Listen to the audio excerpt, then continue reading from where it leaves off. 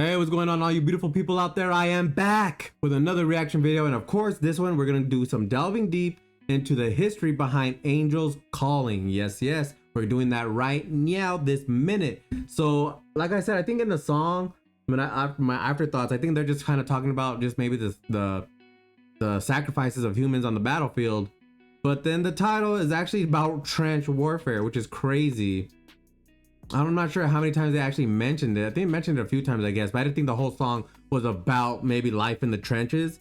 And that's what we're about to figure out right now. Only a 14-minute video about World War One. And of course, before I begin, a huge shout out to all my Patreon supporters. Thank you very much for standing by my side and helping to support my channel. I really do appreciate it. And like I said, I'm gonna find something specifically just for you guys to celebrate you guys, you know, helping me out with my channel. I really do appreciate it. I can't say it enough. We're gonna go ahead and hop into the videos because I know the history videos tend to be long, so I guess the views on there are a little shorter, or maybe because you guys aren't interested in the history part of this album. I guess the last song in the history portion, I think it was Par that was saying that this album was actually their second least favorited album.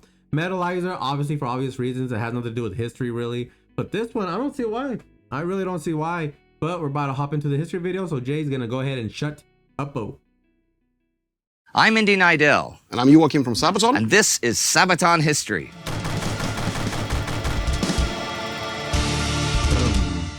Trench warfare on the Western Front in the First World War is one of the enduring symbols of that war.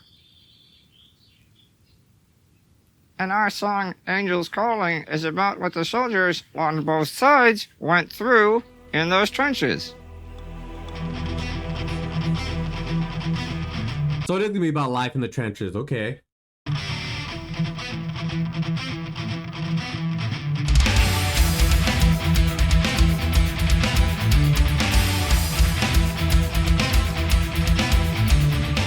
It has often been said that when generals prepare to fight a war, it's the last war, the one that came before. This certainly seemed to be true for the Great War, when in July and August 1914, the powder keg of European ambitions and arrogance exploded. The soldiers marched out in the old formations of lines and squares to meet their enemy in open fields.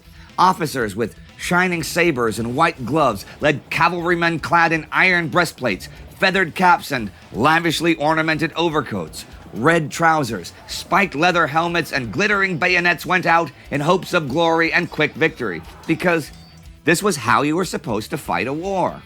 Yeah, that's how wars were back in the day. Glory and quick victory. Then, you know, of course, with the newer technology, of course, war developed. I guess they kind of figured, hey, why are we standing in the way? Why not dig a trench? Why not dig a hole and kind of hide out and then spring an attack or a trap? Because this was how you were supposed to fight a war. It all vanished in the terror of guns and cannons. Warfare had become industrialized, and its most evident symbols of destruction were the machine gun, whose firepower could replace that of a whole company, and the barbed wire, a simple agricultural tool to herd cattle, now dooming men to be trapped within a killing zone. Both are rather simple tools, made in factories far from the front lines, but now able to overpower everything that human flesh sought to achieve. Could you imagine? Could you just imagine being used to, like, if you're a soldier and you've already fought in other wars before, and then you come to this, and now there's gunpowder and there's guns, and like you said, a minigun, a machine gun can pretty much replace a whole squad of like killing power. You don't need a whole crew of like 20 men, single shooting, you know, those old style rifles, then reloading after each shot. You just need one gun, and that replaces a whole squad of people. So what do you think on the battlefield? It's like, how do I even stand a chance against something like that? Offense went up, but defense didn't really catch up to the technology of the offense. Within a killing zone. Both are rather simple tools, made in factories far from the front lines, but now able to overpower everything that human flesh sought to achieve. Instead of the great, glorious battles, the Waterloos of the past, armies now faced an unconquerable no man's land stretching out between them. Gallant bodies of troops charging once more, and yet once more into the breach, all met their fate. Just getting mowed down. Dang. Hanging upright on belts of barbed wire, bullet-ridden, silently decaying there for months, Horses were as useless as men in the churned-up ground of no man's land, and the invention of the protective tank was still far in the future. To escape the inevitable death from afar, men had no choice but to dig and dig deeply, out of sight and out of reach of the mighty guns. Sent to kill, to watch no man's land. Snipers are moving unseen. Fight for land, to lose it again. Shrapnel is filled Fight for land just to lose it again. in the air. War was not about geography anymore, not about capturing cities or economic strongpoints. No, the only way to win the deadlock was to kill as many of the enemy as possible until breakthrough could be achieved. Or morale is lost where they just kind of just give up altogether. The nature of industrialized war was that defense had the clear advantage over the offense. An entrenched position. Oh, did I have that backwards? I meant just like, I mean, defense. Are they considering the machine gun being planted there and like preventing people from like moving forward as defense? I guess it could. But if you're, I guess, yeah, I probably had that one backwards. Was simply more effective at killing the enemy. Hundreds of thousands of dead men littering the space between the trenches were proof of that. Consequently, the war slowed down, and soldiers went deep beneath the earth, into their trenches and dugouts. There they waited for the dark. The day was just too dangerous. Just taking a quick glance over the parapets was gambling with death. Instead, soldiers confined themselves to a life within the trenches. Daylight was a game of hiding and waiting, while firing from safety with artillery, mortars, and grenades. Movement was very limited. Men actually slept more during the day than they did at night. However, once the day ended, when the dusk came and the sun went down, the men went to work. Soldiers crept out into no man's land to dig saps, repair trenches, and lay new barbed wire. Food and water was brought forward, and medical orderlies could finally reach the contested front lines. Wonder how pitch dark it really was, because at that time, all you have is moonlight, or maybe I don't know if they had candles too, but like you didn't want to light those up and walk around because you'd be an easy target for a sniper from far away. So I wonder how much they would just not see nothing, just stepping over bodies, maybe tripping and falling, not even knowing, because I don't even know how pitch dark it really was. Because sometimes the moonlight is actually pretty bright, you can see around you, but it just depends. The wounded in no man's land, moaning and screaming for help, could hopefully be relieved by their comrades. And those who had been trapped by the daylight in the shell holes of the killing zone had a chance to make it back to their own lines. I pressed myself to ground and pulled in my head and legs as the bullet swept over me. Just as unpleasant were the glowing lumps of magnesium by the falling flares that burned down close beside me. Since the moon had disappeared behind clouds, I soon lost track of everything. I knew neither where the English nor the German side was. At times a bullet, fired by one side or the other, was sweeping across the ground, dangerously close. I was prepared to meet any English hail with a hand grenade, but to my relief, it were my own men coming to retrieve my assumed to be dead body. Get the wounded off the dark. How scary is that too? If you don't even know who's approaching you, and you don't know if it's help or if it's an enemy, like your thought process on that when all you hear is footsteps coming, like do you scream up "I surrender" so you don't get hurt by if it's an enemy, or do you say "Huh, come help me" if you think it's if it's a friend? Not knowing whether it's friend or foe, not knowing what is what because it's so dark. Man, talk about hell, literal place of hell. Left alone in no man's land. Mad chaos at the front. Dream of heaven. Angels are calling your name. As the lost and wounded were brought in, others went out into the dark to fight. Snipers crawled on their bellies into no man's land, looking for a lair from which they could deal death into the enemy's hideout the next day. Combat patrols went out to get close to the enemy, to find and engage their sappers, or to simply patrol the dead zone against enemy raiders. Raiding parties with blackened faces, clubs, and pistols were sent out into the night to prey on tired sentries, to steal information, or to destroy what they could destroy in a deadly game of cat and mouse, of hunter and prey. In fear of those men, Sentries had to stay awake. That is easier said than done. Notoriously deprived of sleep, the men waited for hours, staring into the dark, anxiously listening for footsteps, whispers, or anything that rattled against the wire. Armed with magnesium flares, they remained ready to alarm their comrades, and any such alarm was immediately met with illuminating flares and machine gun fire, tearing the unlucky raiders apart. At dusk, we got to work. I marked out the gun pits by torchlight and the cold glare of occasional star shells, and soon all were digging. It was an eerie and unpleasant night. It rained at times. Odd shells fell, always seeming nearer in the darkness. About midnight, a hell of a row broke out in front with heavy machine gun fire. Very lights went up and a stream of our SOS shells flew close over our heads. The men seemed more frightened than I was, being all on their own in the dark, wondering if the Boche might be coming at them over the ridge. The night was also a chance to prepare for coming offensives. The phrase "at first light" is often attributed to such offensives, but most of them started way before first light, since the dark is the attacker's most precious ally.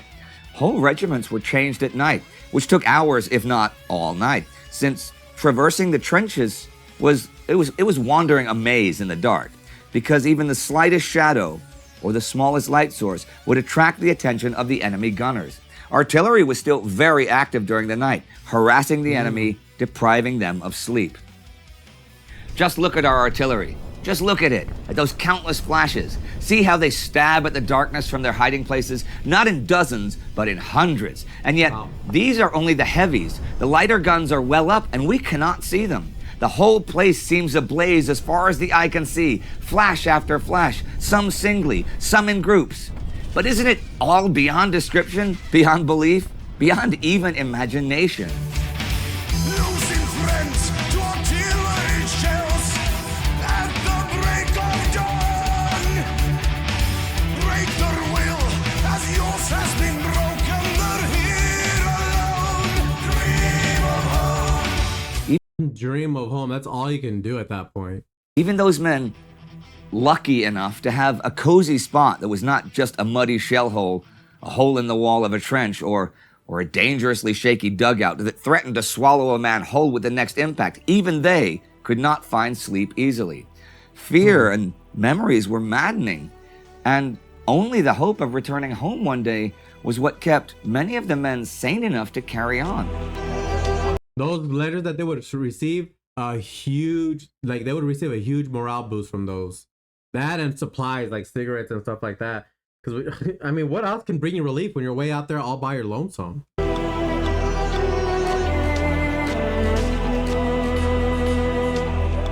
Photographs and letters from family and loved ones, these were cherished treasures, which sometimes decorated the tiny space of the dugouts where the men got their 2, maybe 3 hours of sleep until woken again for guard duty. Others lost themselves in silent prayers or memorized holy verses. Sleep was a luxury for most of the common soldiers, and it was everything, anonymous. Who remembers the single soldier lying in a water-filled shell hole throughout the night, shivering from the freezing temperature, only to fight the coming day? It was a quick, easy death. I dragged my fallen comrade to a shell hole, covered him with my ground sheet. There was a battle raging far off to the right. It was now broad daylight. I now had to hang on for another 18 hours, soaked to the skin. My boots were full of water, my coat leaked, and everything was dripping. I was shivering and freezing from cold, and I could not gather my thoughts together coherently. The day dragged by. After an eternity, evening drew near, and with it, relief. We now had to carry our fallen comrade back to the rear with us. There could be no question of sleep that night. At long last, dawn approached, and we dragged our weary, frozen limbs into our accommodation. I lay down on a hard bed and fell asleep. I slept, and then I dreamt, not of the war, but of love at home and the love of a young woman. But even if they got used to the harsh conditions, to the shelling, maybe even to the rats or to the omnipresent plague of lice, there was still one enemy from which they could not take shelter: gas. In the front trenches, it was mandatory to keep a gas mask at the ready, because once under fire, there were but seconds that lay between life and an agonizing death. And at night, in total darkness, it was easy to panic and lose everything. And panic was always close by, because they knew that unseen snipers were moving around, searching for a spot from which they could kill them the next day. They knew that men with clubs and knives were wandering around in the dark, waiting for the chance to spill blood. They knew that comrades, maybe dear friends, were lying out there, outside their reach, too weak to cry for help, slowly bleeding out. And they knew that a new day would eventually come. And with the sunlight, that new day of fighting, killing, and dying was upon them. They would find their enemies, and their enemies would find them with bullets bearing their names. Dream of heaven, angels are calling your name. Okay, well, trench warfare, why did that appeal to you enough to write a song about? Not too much appealing. I don't know. Okay, yeah. Poor choice of words, but yes, I agree. It's a bit of a weird story, this one, because it's not really about a single battle. Right. It's more about, as you said, A style of fighting, or, you know, yeah. soldiers on both sides being in the trenches. The horror of the trenches. Yeah. And it's kind of weird because it's kind of one of my favorite songs. So I have so many positive memories about it. And I want to bring it back on tour again. So you guys hammer the channel so Per and everybody in the band sees how much you love Angels Calling. So I get to play it live again. Now, how did it feel for you when we were filming at Verdun a couple months ago? How was it for you to actually see the trenches and be down in where the trenches were? You can still see them in the countryside. Yeah, it's so eerie. It's a weird feeling because at the same time I'm happy to be there to see it. Yeah. But it's not a happy place at all. There is something about the World War I battlefields that gets me. I don't know what it is. I can't really explain it. Sorry, but it's fucked up. Sorry for the language. No, but it is really somber. I mean, just seeing the craziness of the way the ground is just blasted apart. Now that's interesting. Yeah, that is pretty crazy seeing the landscaping. Just seeing Post-war, man. I'm surprised there's even trees decided to grow back. Look how lumpy from all the shelling and such. Man. the crazy. The things that man can do. Craziness of the way the ground is just blasted apart. Now that's interesting to write a song not about a person or about a battle, as most of your songs are about things like that, or a war, but about almost a symbol of a war, a thing that somebody had to go through. Yeah. And it's not just the British or the Americans or the French or the Germans. It's everybody on the Western Front, also on the Italian Front. There were plenty of trenches and stuff too. But that's what we think when we think of trenches. We think of the Western Front. We think of mustard gas. Yep. We think of trench foot. We think of, disease, artillery, hell on earth. Yeah. People drowning. That's what I was thinking. You walking across the duck boards carrying 25 kilos of weight. You slip, you fall into the mud, you are dead before anyone can get you back. And a letter goes to your family that says you fell. It doesn't say you drowned, but it says you fell, which means you died either in battle or whatever. And if I was that guy in my last 10 seconds in the mud, I'd be thinking, this is so unfair. What am I dying for? This is not how I wanted to do it. What am I dying for? Why am I here? What am I dying for?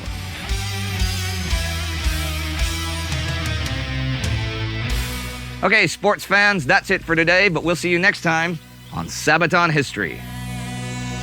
That's exactly what I think when I think of warfare. I think of all those people, all those, not gonna say nameless soldiers, but I'm gonna say forgotten souls, because all these men by the millions died, and only close family members are gonna remember their names. The masses, the people, the future generations aren't gonna remember them. They'll say, hey, thank you to our veterans, but they're not gonna care about them. They're not gonna know about what they were going through or what they ate that day when they died or what the memories were, those last moments. And that's all sometimes I can think about when I'm watching these history videos. When I'm looking, especially when you're looking at things like this, actual footage of photos or videos of people, you're seeing a human being that was once alive way back when, most likely died in the war, and you're seeing them like that was a human being. That was a baby at first, and then a child. He had memories. He fell and cried, and fell in love at one point. What was that story like? What was his? What was his experiences? What did he like? What color did he like? What food? What did he eat? This is a fellow human being, and we'll never know because they're cut down, because freaking politicians. And of course, sometimes war is necessary to combat evil, but majority of them are just unnecessary, man. So unnecessary. And that's all I think about. That's what makes me mad when I look at these history videos. And really, I feel like it's a duty of mine. Not really a duty, but like I feel like I owe it to these people who passed away. That's why I watch so much history videos, because I feel like someone's got to. I'm not. Of course, it's not just me. I'm not putting all this on my shoulders, of course. But seeing these people, seeing these past footages, and you know these ancient archives, really helps me think at least maybe somebody out there is keeping memories alive. But like I said, of course, it's not me, it's other people as well. But that's what I feel like. I feel like I'm keeping their memory alive by watching what they go through and maybe questioning what they're going through in their mental state and such. And that's what gets to me. Actually, I didn't write a whole lot because I already kind of knew a lot of what they're talking about. A lot of it, I'm not gonna say it's common sense, but like, of course, it's hell in trench warfare. You can't go anywhere, can't lift your head up because there's always constantly somebody watching. Snipers from far away. All you see is the lone little dark mass pop up, or you know, at night. But daytime, it's just a sitting duck. And then I've already learned over the years of like watching videos and watching history videos and learning even from Sabaton history of like the masses of just like waves of men just getting mowed down uselessly. God, war is just such a freaking, it's a thing, isn't it? It's a thing, isn't it? Hope you guys enjoyed the reaction. I certainly enjoyed the video. Always, like I said, this is probably the first one I probably didn't write nothing about, because I think a lot of people already do know about trench warfare. And what you don't know, you probably figured you gathered a lot from like movies. It's pretty accurate. The only thing you don't know is what they're really feeling in there, what it's really like. And hope to God we pray that we will never have to go through that anytime soon. Unfortunately, there are soldiers out there right now that are probably going through warfare such as this. Probably not trench exactly, but they are going through it. Like I said, stay safe, stay blessed. Please tell someone you love them while you still can, because you never know when that day will come when you won't be able to. Stay safe, stay blessed, and I will catch you guys in the next one.